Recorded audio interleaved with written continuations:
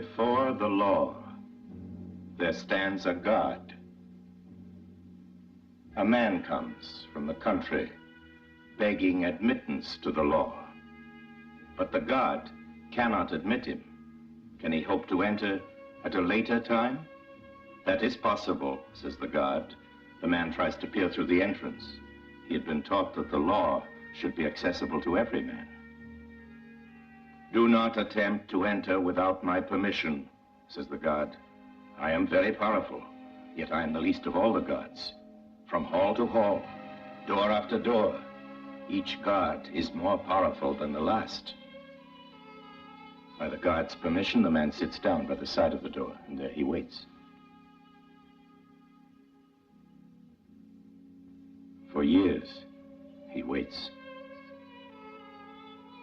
Everything he has, he gives away in the hope of bribing the God, who never fails to say to him, I take what you give me, only so that you will not feel that you have left something undone.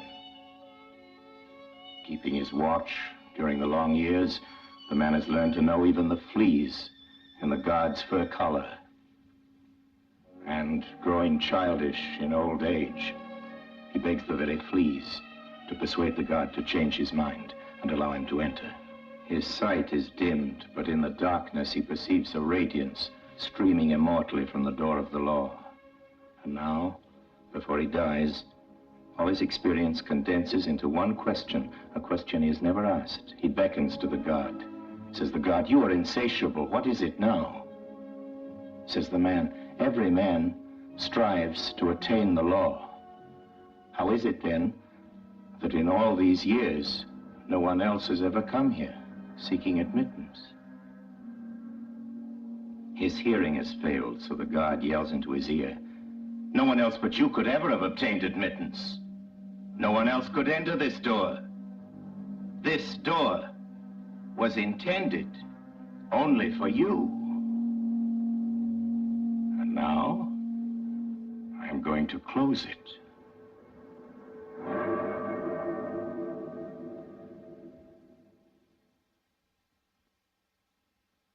This tale is told during the story called The Trial. It has been said that the logic of this story is the logic of a dream, of a nightmare. Hello again. Essay here. Anyone who was paying attention last year probably remembers all those lawsuits that Trump was looking at.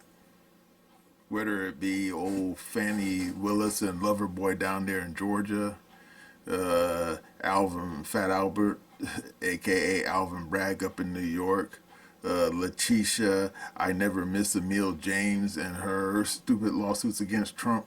And then of course you have the Biden Justice Department and all their lawsuits. And then of course a funny thing happened on the way to the election. Trump won. And like spit on the sidewalk in Amarillo, Texas on Hottest Day of the Year, all those lawsuits just went away. Now, of course, some of these lawsuits didn't entirely go away. In fact, I think one of them, I think it was down in Florida, something had to do with documents. I think they put that on hiatus until allegedly Trump leaves office. Will they start it up again? I doubt it, but then you never really know about these damn judges in these courts. But anyway, before we get started, just a quick reminder to all of you that my short story, The White Cat, is still available on Substack. The links are down below in the description. Join Margot Thompson, a beautiful stage actress and recent widow who finds salvation in the form of a white cat during a night of terror. And while you're looking up my oddball thriller, my book series, Glitch, is still available on Amazon, Barnes & Noble, and other bookstores. The links are down below in the description. Join Ike and Sandra, a reluctant jewel thief and a kidnapped teen model who are on the run from the law across the American Southwest.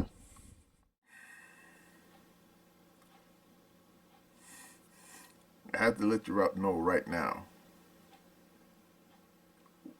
While Trump may be out of the weeds for now, his Sputniks, fellow travelers overseas, not so much. Now I'm going to show you a little snippet of a video by our old friend Timmy Pooh. And let's just say this. The phrase lawfare has just earned itself an international flavor.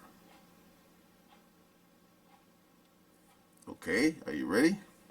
Here we go. Far-right leader Marine Le Pen banned from 2027 presidential race, throwing French politics into disarray, CNN reports.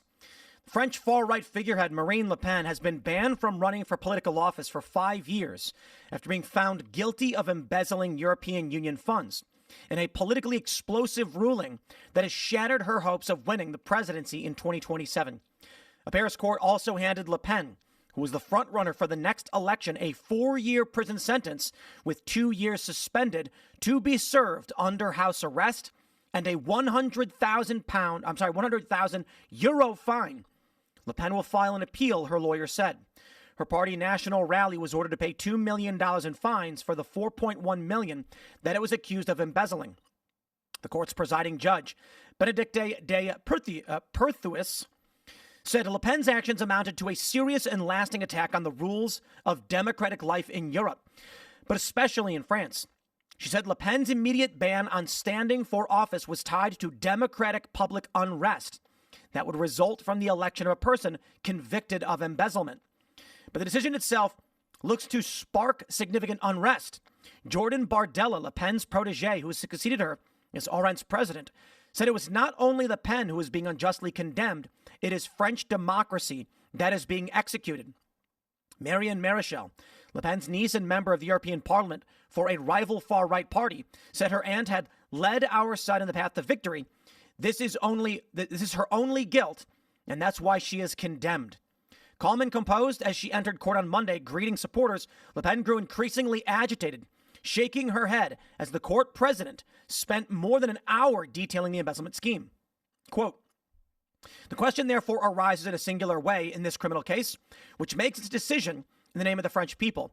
The court must not ignore the requirement to seek social consensus," the presiding judge said. De Perthuis, I'm probably pronouncing that wrong, said her fellow judges had weighed the two risks in their sentencing: the risk of a person convicted for embezzlement being elected for political office, and the major risk to public order if a likely presidential candidate was banned from running. Le Pen left the courthouse as she was invited by court officials to hear her full sentencing, then refused to answer questions from journalists as she arrived at her party's headquarters in Paris. Le Pen, her National Rally party, and more than 20 of its members were convicted of using European Parliament money to pay staff who were in fact working for RN in France. 9 members of the European Parliament, including Le Pen, and 12 assistants were found guilty. The court ruled that Le Pen had used 4 party employees as parliamentary assistants, including her personal assistant and her bodyguard, misusing European Union funds for her own political party. Le Pen and her colleagues embezzled more than 4 million euros over more than 11 years, the court ruled. The decision has scuppered Le Pen's ambitions to win the Élysée Palace at her 4th attempt in 2027, when President Emmanuel Macron will be unable to seek a 3rd consecutive term. Now, this news story follows very much what we are seeing in other countries, notably Romania's far-right candidate, Georgescu, barred from May presidential vote. After the election authorities' decision, About 300 of his supporters gathered outside the election bureau shouting freedom. And these are not just the only stories, of course. The context here from March 9th. Romania's Central Election Authority has banned far-right pro-Russian candidate Călin Georgescu from running in the country's May presidential election rerun, triggering protests from his supporters. The decision announced on Sunday is not yet legally binding and is expected to be appealed, with Romania's Constitutional Court deciding an appeal by Wednesday. They're going to mention a bit more about the candidate. Georgescu denounced the election authorities' move and acts a direct blow to the heart of democracy worldwide. He is currently leading opinion polls with about 40% of the vote. They say shortly before the runoff, the Constitutional Court canceled the first round due to irregularities in campaign financing pinned on Russian meddling, with the election rescheduled for May 4th. And of course, my friends, we have this, from Reuters, February 19th. Brazil's ex-president Bolsonaro charged in alleged coup plot. They say former President Jair Bolsonaro was charged on Tuesday with leading a plot to overthrow the government and undermine the country's 40-year-old democracy after his 2022 election loss, complicating his narrow chances of a political comeback. The charges come after a 2-year police investigation into the election-denying movement that culminated in riots by Bolsonaro supporters in the capital in early 2023, a week after President Luiz Inácio Lula da Silva took office. With these stories, my friend, there have been shockwaves sent through the international community. Okay, you saw that. Now, some of you right now are probably saying, who gives a toss what happens in France or Brazil or Romania? Hell, I can't even spell the name, let alone find it on the map. And I'm thinking, okay, I'll concede that. But wait for it, you ready? What all these lawsuits have in common, whether it be that Ceausescu guy in Romania, or Le Pen in France, or Bolsonaro down there in Brazil, and of course those brothers in Germany, the Alternative for Dutchland. What do they all have in common? They all are of the same political persuasion, i.e. populist or right-wing populist. You get it now?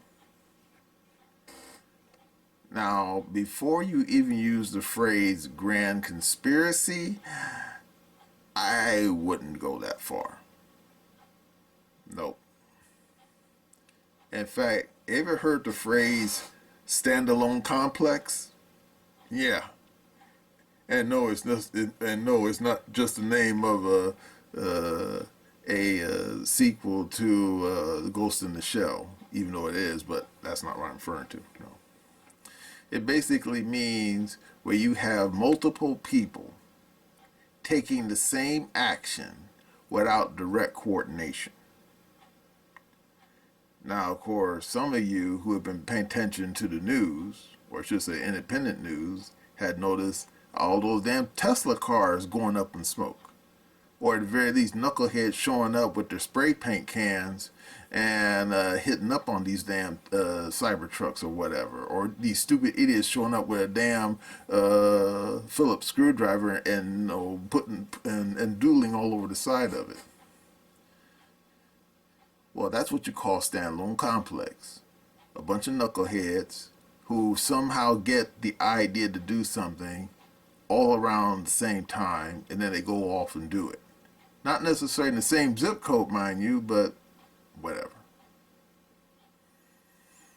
Now, when you apply that to what's happening right now in these overseas courtrooms, and then more importantly, looking at who's doing it, then you say, oh, yep, no joke. But then the more important question is, why? Well, it's obvious, isn't it? It's for retaining political power.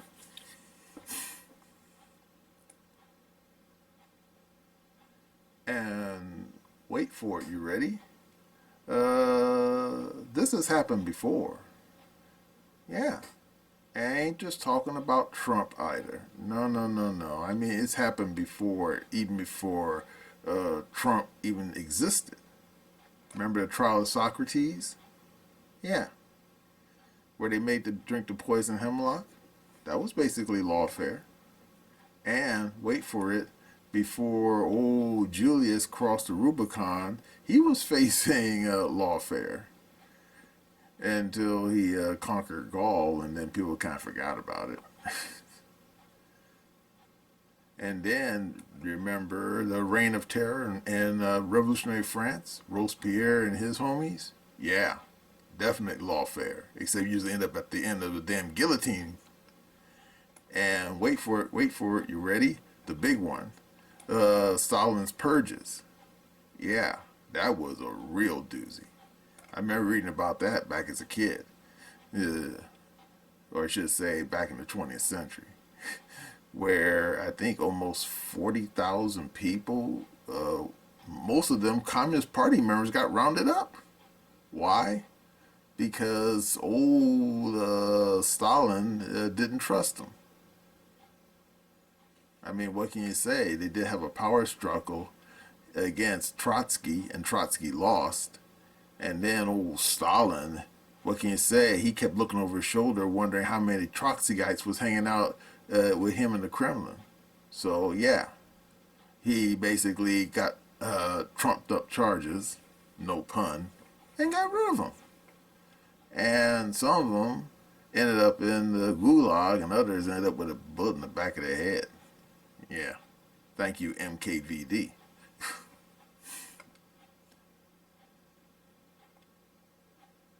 And then, of course, in more recent incidents, like that guy Navalny. Remember that CIA cutout? Oh yeah, the damn Russian courts kept running him through the ripsaw every chance they could. Not that he had no chance of taking place of old Vlad in the Kremlin. I mean, that wasn't going to happen, but whatever. And even Erdogan out there in Turkey. Yeah.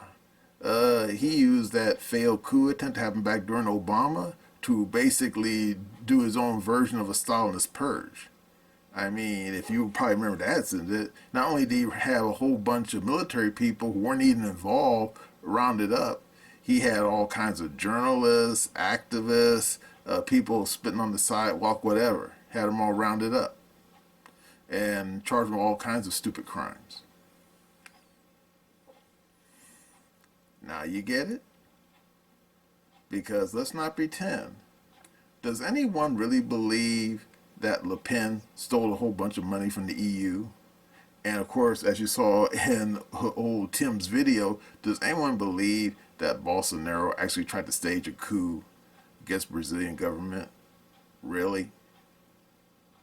And even that Ceausescu guy out there in Romania. Does anyone, even in Romania, actually believe that guy was working with the people in the Kremlin? I mean, really, dude?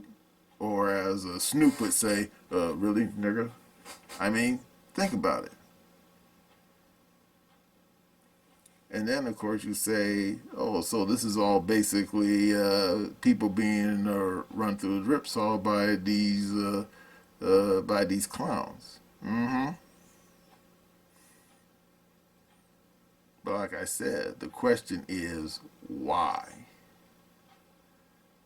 Simple.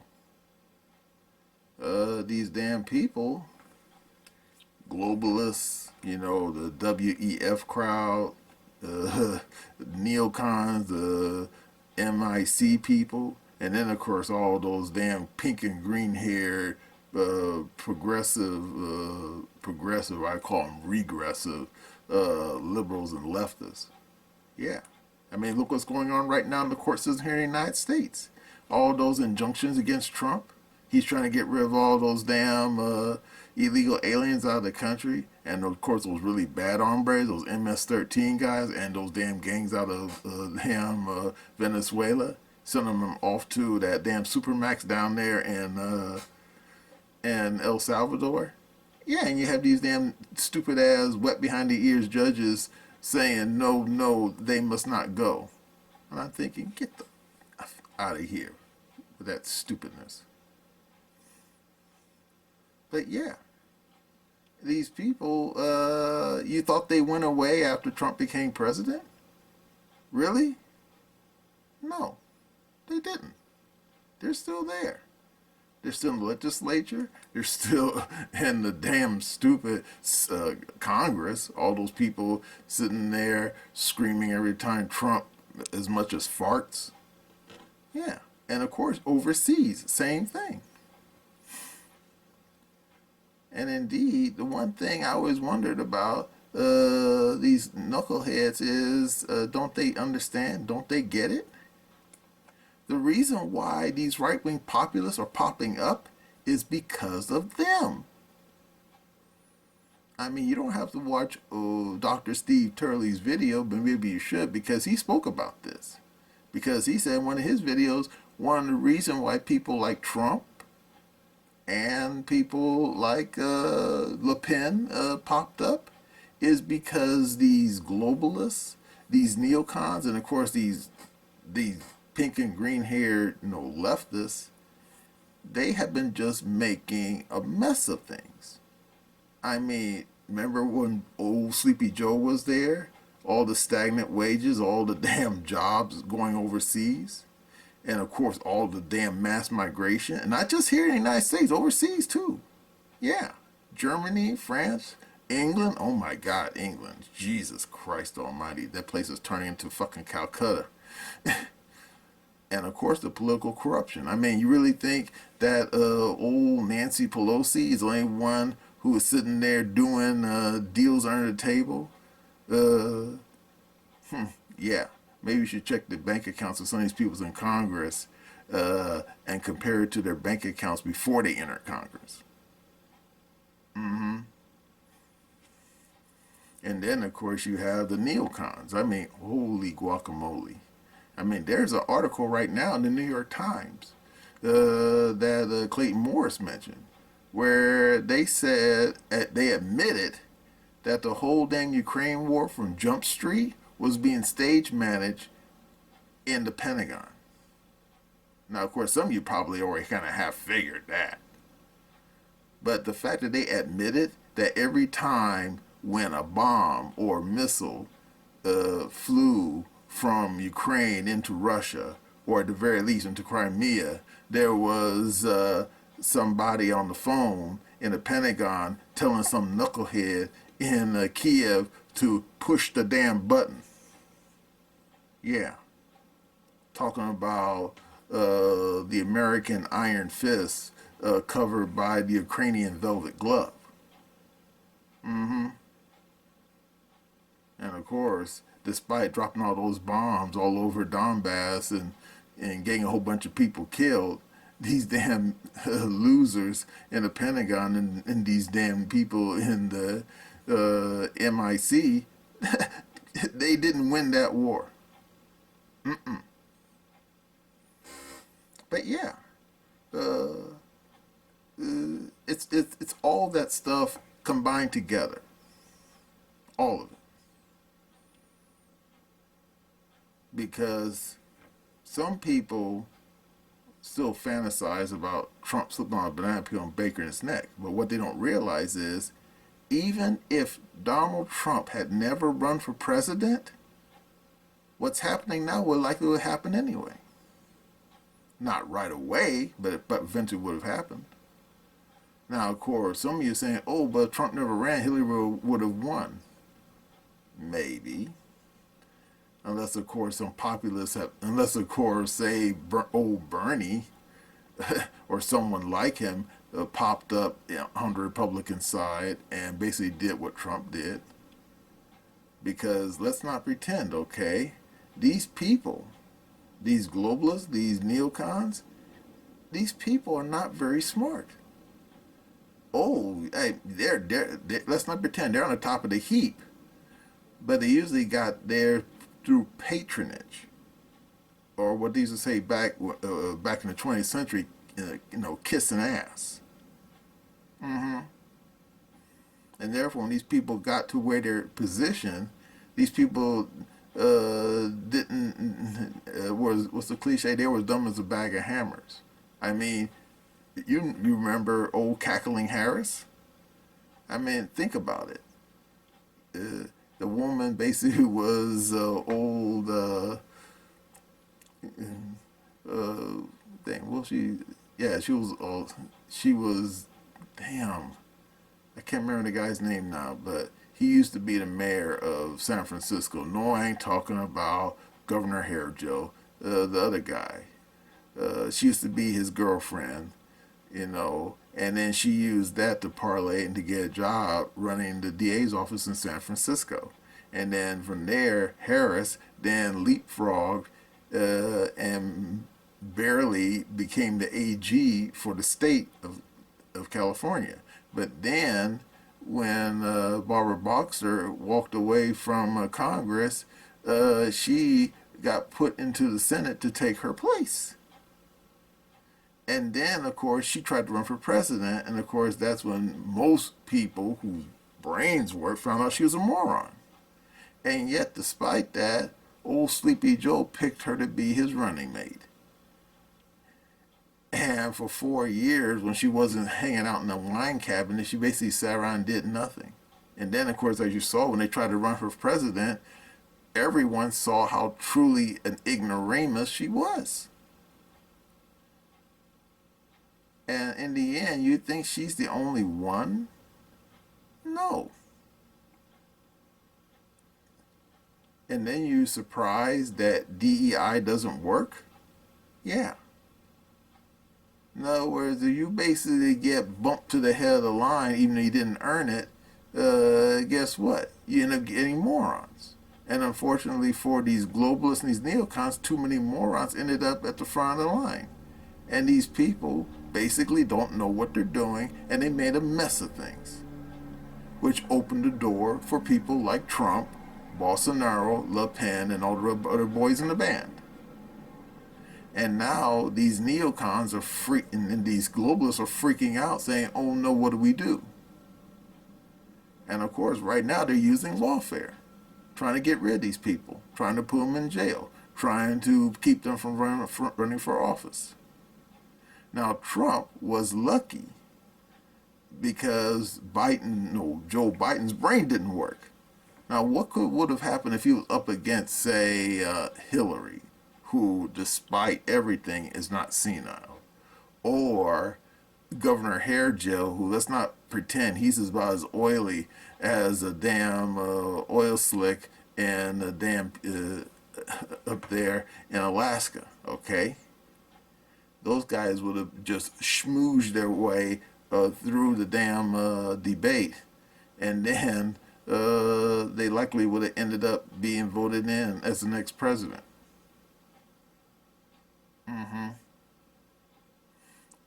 So yeah, we were lucky that Joe Biden's brain didn't work, and Cackling Harris was dumb as a box of rocks.